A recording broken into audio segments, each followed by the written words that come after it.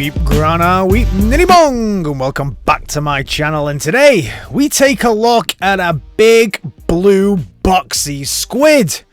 We also check in on an MDLX absolutely killer Megatron. MPH is real, and now they're releasing even more figures. And finally, oh, look at this from YOLO Park. All this and much more coming up in the next few minutes. And now the news. Don't touch that dial. Kicking off today then with Papskies, who are releasing 3D printed Guyvers. And what they are releasing now is the Gigantic or Guyver Gigantics. Awesome. Criminally underused in the animes and in the mangas. They're really cool. Even the Guyver 3 version of Gigantic, absolutely awesome. Papskies keep impressing me. What is this, I hear you cry? Is it that ring that you found in your mum and dad's room with the thing that goes bzz bzz bzz bzz bzz? No, it's not. No, it's not that. This picture may make it all a little bit clearer for you, because what this is, my friends, this is the pincer of doom as seen in Transformers the movie. So again, Funbie Studios making those things that Hasbro just don't. I will admit, I was absolutely flummoxed when I first saw this. I was like, what the hell is that? Until we saw a few more images of it, and now I think this is actually one of the coolest things I have ever seen. And I want a load to put up around my house, and just that's how I want to display every single one of my figures. This is so cool. Well done to Funbie Studios. Something a little bit different, and definitely something Hasbro would never make. Staying in the world of Funbie Studios, because they have got an addition for Brawn. They have Brawn's blowtorch. So if you have a Studio 86 Brawn and you were thinking, hey, why didn't my Studio 86 come with a blowtorch? Well, you know what? Funbie Studios thought exactly the same thing, and said, hey, we're going to make Brawn's blowtorch. Why not?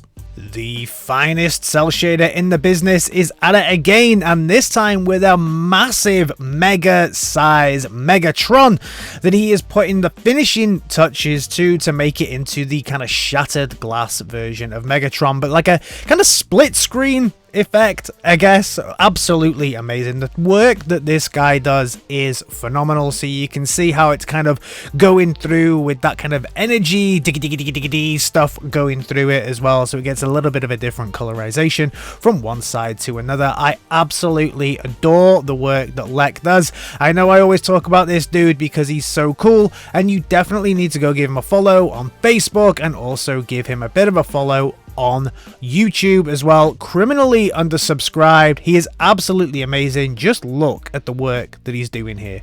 Phenomenal. Next up, we move on to Beastbox, or 52 Toys, or if you're like me, the new version of Rock Lords. And this is that awesome looking squid type affair that they put out that I also said looks like Harbinger from the Mass Effect universe. And this super cool blue version is also now coming out as well, and I actually really like this. I do still think though that they missed a massive trick by not making one that is the same color as the one in Transformers the movie, because that obviously put some bug eyes on it, and that would be the obvious way to go with this one. But also, Mass Effect fans, this is your Harbinger, right? Looks so cool. Magicsquare look like they're bringing out the metallic paint for another version of their take on Hound. And I have to say, if every single Magicsquare figure looked like this, I wouldn't say they were made from marshmallows. More like this Magicsquare. For a while on this channel, I did question whether or not MPH Studios was a real thing or not, because they just seem to be showing prototype after prototype after prototype. And first of all, they released Beachcomber to prove they were pretty serious about what they're doing, and now as we come to the end of 2023, it looks like they're getting set to release Optimus Prime. And all in all, I think this is a pretty good looking Prime if you need another Prime for your shelf. I have quite a lot of Primes up on my shelf, so I won't be adding this one, although I am curious to pick up something from this studio. One of the things I don't like about this one is those boob cleaners. I don't know why those tit wipers look just odd and look like they're too big for this figure. I don't know what it is about that, but yeah, not for me, but it is going to be a thing. So looks like they are a pretty real, serious company. So maybe all of those prototypes that we saw may all come to fruition. Interesting. Now we move over to the world of new age toys, and they are going to be, or probably by the time I release this video, have already released their version of the ARK's Crash Landing. And this is going to be almost like a backdrop or a set so that your new age figures can go on there. And in my last video when I was talking about this, everyone in the comments told me it's made of Lego, it's made of Lego, mega cheap Chinese Lego, mate. It's made of Lego, made of Lego, made of Lego, made of Lego, made of Lego, made of Lego, your mother made of Lego, your mum's made of Lego. Right, I know, okay, fine, it's made of Lego, still looks like shit. It's actually made from 2,603 pieces of cheap Chinese Lego and will cost you $234.99. For $234.99 of real Lego, I think you could get something way more impressive than this. So am I going to pick this up? Hell no! But you know what? Somebody surely did. And in fact, good old Oscar Fung over on Facebook has released some images of the one that he built. I think this is interesting to take a look at because, yeah, you can see from the front, as I said before, I wish it had some shading and stuff like that, but what I found interesting was that back picture where you could actually see into the back of it. So yeah, that's what it looks like. It's massive. It's going to take a long time to build. Good luck. Something to do on Christmas Day, I guess. And then we can move over to the world of Super 7, my least favorite thing to talk about, but they are going to be releasing 2 more figures. If you want to pick them up, just remember these are non-transforming pieces of crap, so on your own head be it. Now we have to talk about that team over at XM Studios. Now XM Studios make absolutely massive statues. And this is no exception. This is also a massive statue from them. Just remember, this is also non-transforming, but does have an amazing array of accessories and posability that you get with this, and also something really cool for it to stand on. But I just love the look of this figure. By the way, this alt mode that you keep seeing, that is an alt mode that kind of comes with it, and it sits behind. Every time that XM Studios do one of these, they give you the figure and then give you a little tiny alt mode to put with it, which is nice and cute. But this is absolutely amazing. I don't know what version of Prime this is based off, so if somebody could help me out with that, I'm sure someone will let me know down in the comments where this version of Prime comes from. But those awesome looking red eyes, that blaster as well, I think this is one of the best looking Primes that I have seen in a long while, and we see many variations on Optimus Prime, but this has got to be one of my favorites. I wish somebody would make this into an actual transforming figure because it's gorgeous, pal.